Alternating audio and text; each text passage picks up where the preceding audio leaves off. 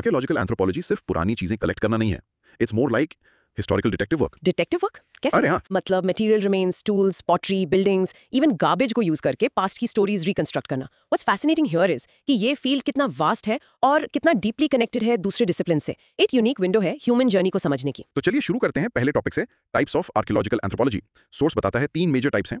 पहला है pre historic archaeology. इसका क्या मतलब है? हाँ, प्री हिस्टोरिक आर्कियोलॉजी बेसिकली उस टाइम पीरियड की स्टडी है जब राइटिंग सिस्टम्स डेवलप नहीं हुए थे। अच्छा, राइटिंग से पहले का टाइम? राइट देखो, हिस्ट्री को ब्रॉडली 3 फेजेस में डिवाइड करते हैं। प्री हिस्ट्री, कोई राइटिंग नहीं। प्रोटो हिस्ट्री, राइटिंग थी पर हम उसे डिसाइफर नहीं कर पाए हैं अभी तक, जैसे इंडस वैली स्क्रिप्ट। और हिस्ट्री जहां रिटन रिकॉर्ड्स अवेलेबल है। Okay. तो प्री हिस्ट्री को समझने के लिए आर्कियोलॉजिस्ट के पास सिर्फ मटेरियल रिमेन्स होते हैं, जैसे stone tools, animal bones, pottery shards, settlement patterns. इन्हीं क्लूज से उन्हें उस टाइम की सोसाइटी, कल्चर और डेली लाइफ रिकंस्ट्रक्ट करनी पड़ती है। मतलब बिना टेक्स्ट के सिर्फ ऑब्जेक्ट से हिस्ट्री लिखना? Exactly. Imagine trying to write a book with no words, सिर्फ ऑब्जेक्ट्स को देखकर। कितना चैलेंजिंग और क्रिएटिव काम है ये। वाओ, बिना लिखे हुए पास्ट को पढ़ना, that truly sounds like intense detective work, the ultimate cold case, right? बिल्कुल। फिर दूसरा टाइप है टेक्स्ट एडेड आर्कियोलॉजी। ये तो नाम से ही थोड़ा क्लियर लग रहा है कि यहाँ टेक्स्ट की हेल्प होगी। एग्जैक्टली। यहाँ आर्कियोलॉजिस्ट मटेरियल रिमेन्स के साथ साथ उस पर्टिकुलर टाइम पीरियड के अवेलेबल रिटन रिकॉर्ड्स का भी इस्तेमाल करते हैं। जैसे? सोचो, एंशिएंट इजिप्ट, मेसोपोटामिया या रोमन एम्पायर की स्टडी। यहाँ इंस्क्रिप्शंस, टैबलेट्स, स्क्रोल्स मिलते हैं। इससे पास्ट की कल्चर को रिकंस्ट्रक्ट करने में बहुत ज्यादा कॉन्टेक्स्ट मिल जाता है। राइट, कॉन्टेक्स्ट मिल जाता है। हाँ, मटेरियल एविडेंस और रिटन हिस्ट्री दोनों मिलाकर एक रिचर, मोर न्यूआंस्ड पिक्चर बनाते हैं। लेकिन हाँ, कभी कभी तो मटेरियल एविडेंस रिटन रिकॉर्ड्स को चैलेंज भी करता है या उनमें गैप्स फिल करता है। It's not always a perfect match. Interesting point. तो मटेरियल एविडेंस कभी कभी ऑफिशियल हिस्ट्री को करेक्ट भी कर सकता है। फैसिनेटिंग। ये सोचना इंटरेस्टिंग है ना? बिल्कुल, हिस्ट्री हमेशा कॉम्प्लेक्स होती है। और तीसरा टाइप है सैल्वेज आर्कियोलॉजी। ये क्या है? साउंड्स क्वाइट अर्जेंट, जैसे कोई रेस्क्यू मिशन। एक तरह से है भी। इसे रेस्क्यू आर्कियोलॉजी भी कहते हैं। ये उन आर्कियोलॉजिकल साइट्स पर कंडक्ट की जाती है जो किसी इमीडिएट डेंजर में है। डेंजर? कैसा डेंजर? ये डेंजर हो सकता है किसी डेवलपमेंट प्रोजेक्ट की वजह से, जैसे कोई नया डैम बन रहा हो या रोड कंस्ट्रक्शन हो रही हो, या फिर नेचुरल डिजास्टर से साइट डैमेज हो सकती है। Okay. और आजकल एक डिस्टर्बिंग ट्रेंड है कल्चरल हेरिटेज का deliberate destruction, due to regime change या टेररिज्म। सोर्स में सीरिया में आइसिस द्वारा साइट्स का डिस्ट्रक्शन या अफगानिस्तान में तालिबान द्वारा बामियान बुद्धास का डिस्ट्रॉय करना जैसे एग्जांपल्स दिए गए हैं। ओह यस, बहुत ट्रैजिक इंसिडेंट्स थे वो। हाँ, तो यहाँ archaeologist basically race against time में काम करते हैं। साइट डिस्ट्रॉय होने से पहले जितना ज्यादा डेटा और रिमेन्स कलेक्ट हो सके उतना करना पड़ता है। ये तो काफी क्रिटिकल काम है। अगर ये साइट्स बचाई ना जाएं तो हम हिस्ट्री का कितना कुछ परमानेंटली लूज कर देंगे।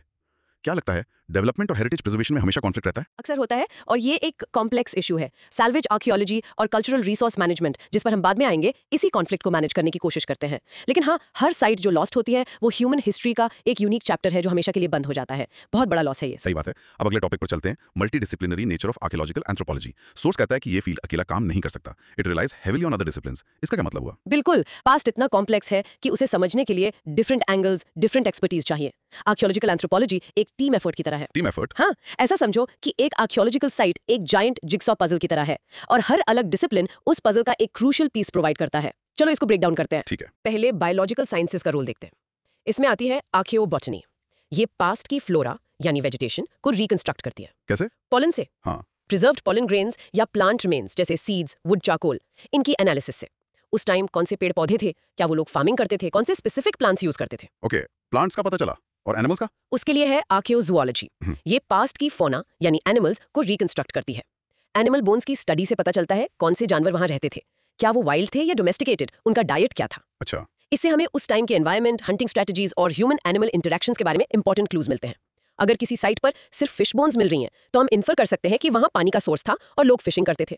सिंपल। मतलब बायोलॉजी से हम पास्ट के living environment, the plants and animals को समझ सकते हैं। Make sense. और जियोलॉजिकल साइंसेस का क्या रोल है? जियोलॉजी कैसे हेल्प करती है? Geology provides the stage for the human drama, कह सकते हैं। जियोमॉर्फोलॉजी पास्ट के लैंडफॉर्म्स को समझने में हेल्प करती है। लैंडफॉर्म्स? जैसे माउंटेन्स, रिवर्स। हाँ, अर्थ का सरफेस हमेशा बदलता रहता है, नदियां अपना कोर्स चेंज करती हैं, कोस्टलाइंस शिफ्ट होती हैं। जियोमॉर्फोलॉजी बताती है कि पास्ट में लैंडस्केप कैसा दिखता था। ओके। जैसे सोर्स मेंशन करता है कि स्टोन एज सेटलमेंट्स अक्सर हिली टेरेन्स में क्यों मिलती थी। एक सिंपल रीजन, टूल्स बनाने के लिए रॉ मटेरियल यानी पत्थर वही इजीली अवेलेबल था। Make sense. पत्थर चाहिए तो पहाड़ के पास रहो। राइट। दूसरा इंपॉर्टेंट कॉन्सेप्ट जियोलॉजी से आता है, स्ट्रेटिग्राफी। ये सॉइल की लेयर्स यानी स्ट्रेटा की स्टडी है जो डेटिंग के लिए क्रूशियल है। इसका बेसिक प्रिंसिपल है प्रिंसिपल ऑफ सुपरपोजिशन। जो लेयर नीचे है वो पुरानी है, जो ऊपर है वो नई है। ये तो लॉजिकल लगता है। हाँ, अब लॉजिकल लगता है, पर जब ये डेवलप हुआ था तब रेवोल्यूशनरी आइडिया था रिलेटिव टाइमलाइंस एस्टैब्लिश करने के लिए। ओके, तो जियोलॉजी लैंडस्केप और बेसिक टाइमलाइन देती है, और फिजिकल एंड केमिकल साइंसेस, इनका क्या कंट्रीब्यूशन है? फिजिक्स और केमिस्ट्री कैसे यूज होते हैं?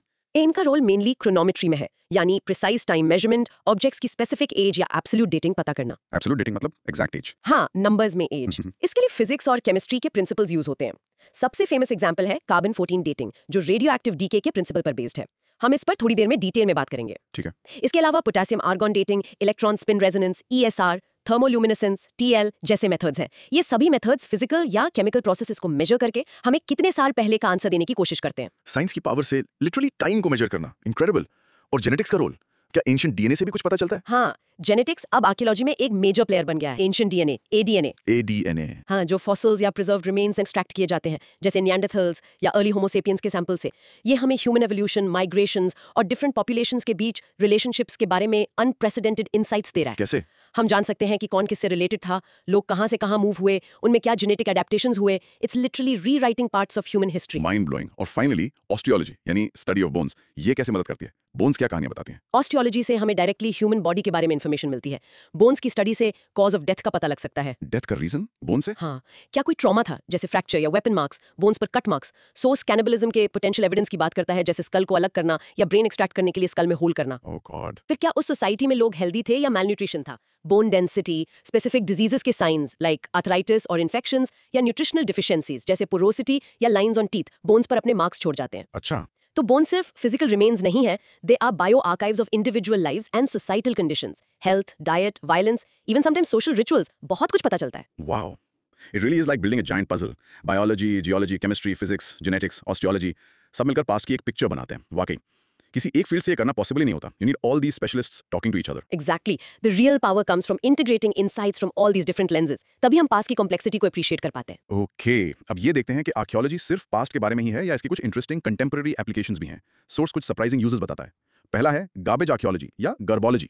सीरियसली, कचरे की आर्कियोलॉजी? हाँ, बिल्कुल। इट साउंड्स क्वर्की, लेकिन ये एक लेजिटिमेट एप्लीकेशन है आर्कियोलॉजिकल प्रिंसिपल्स का, प्रेजेंट को समझने के लिए। प्रेजेंट को कचरे से? हाँ, आर्कियोलॉजी का बेसिक प्रिंसिपल क्या है? मटेरियल रिमेन्स से कल्चर को समझना। गर्बोलॉजी में हम बस पास्ट वर्ड को रिप्लेस कर देते हैं प्रेजेंट से। हम आज के गार्बेज को सिस्टमैटिकली एनालाइज करके कंटेम्प्रेरी सोसाइटी के कंजम्पशन पैटर्न्स, वेस्ट हैबिट्स और सोशल बिहेवियर्स को समझते हैं। हमारा कचरा हमारे बारे में क्या कहता है, जो हम शायद खुद भी ना कहें। सोचो जरा इस बारे में। Interesting thought.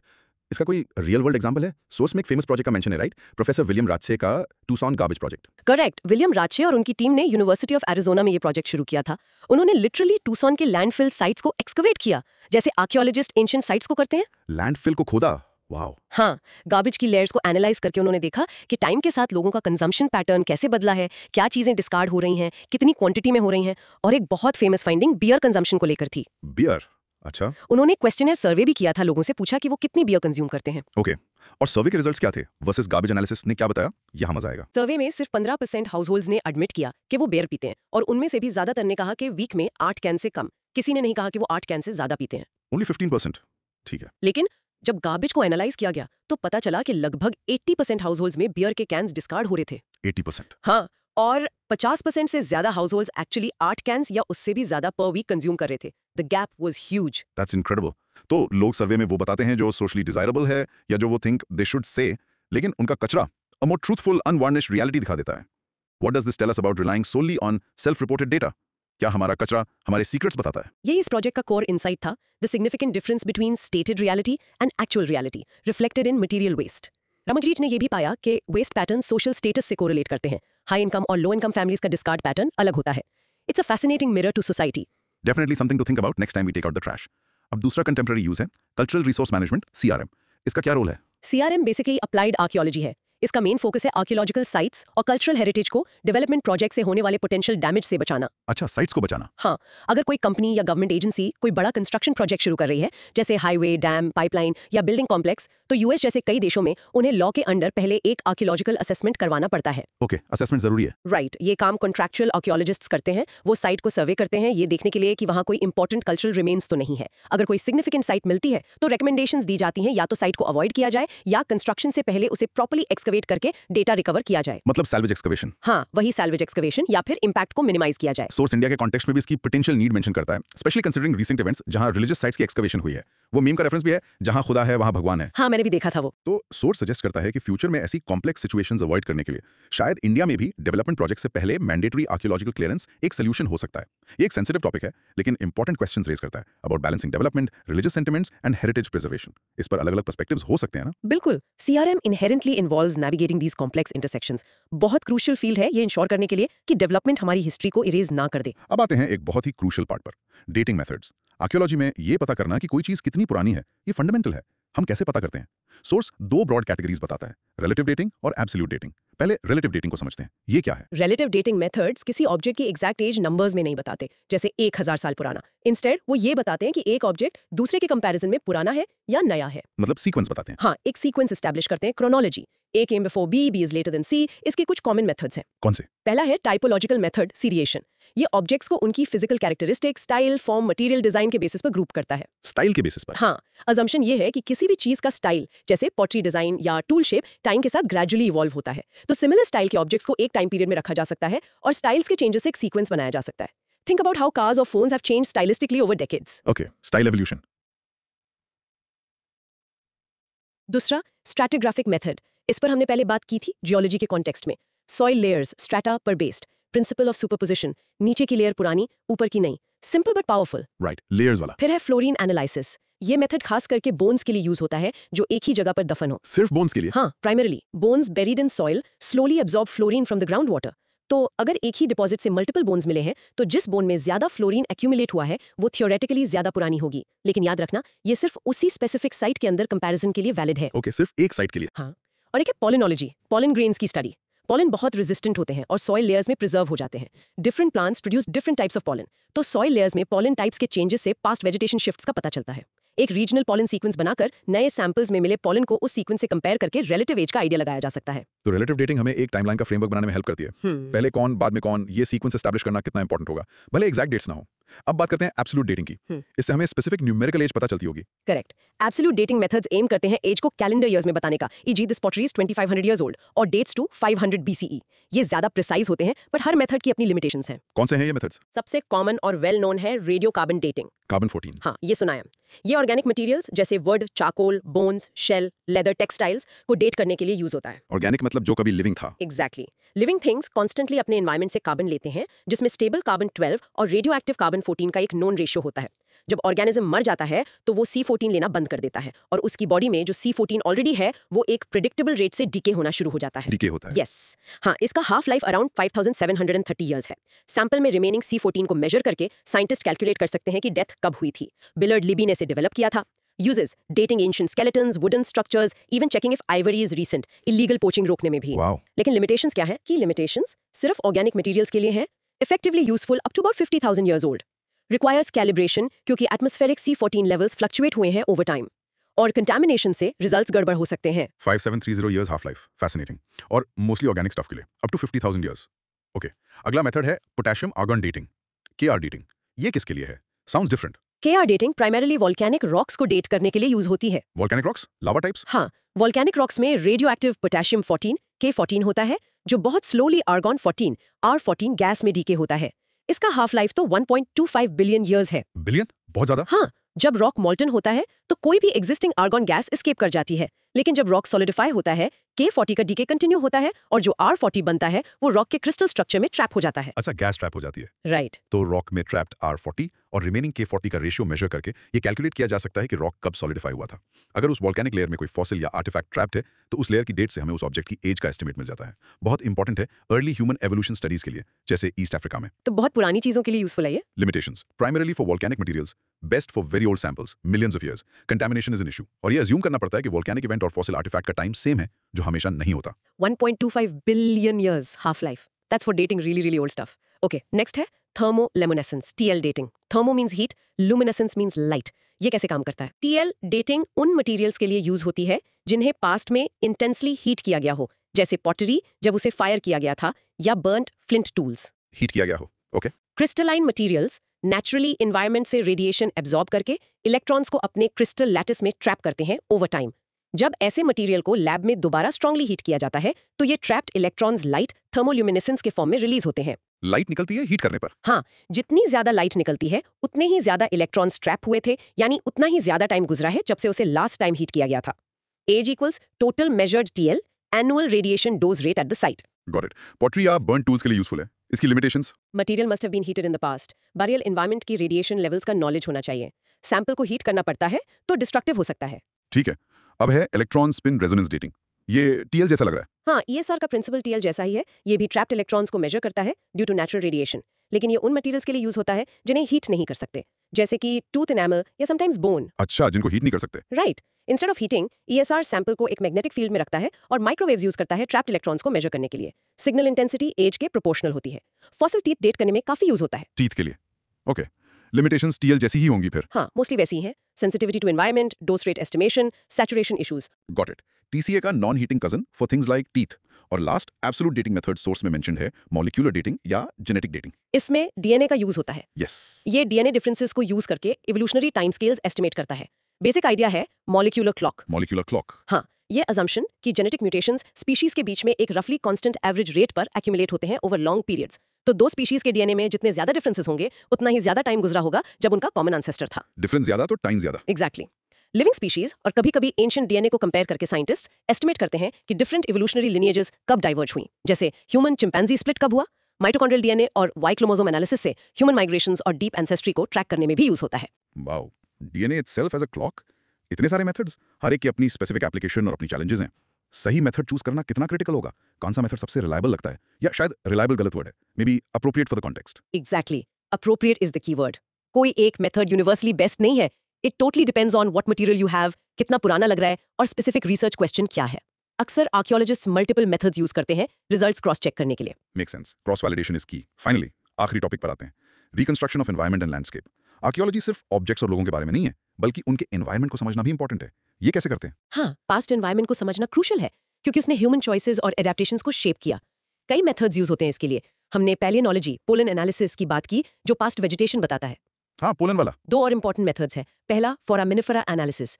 फोरामेम्स या फोरिम्स टाइनी मरीन ऑर्गेनिजम्स हैं जिनके शेल्स ओशन फ्लो सेडिमेंट्स में अक्यूमुलेट होते हैं।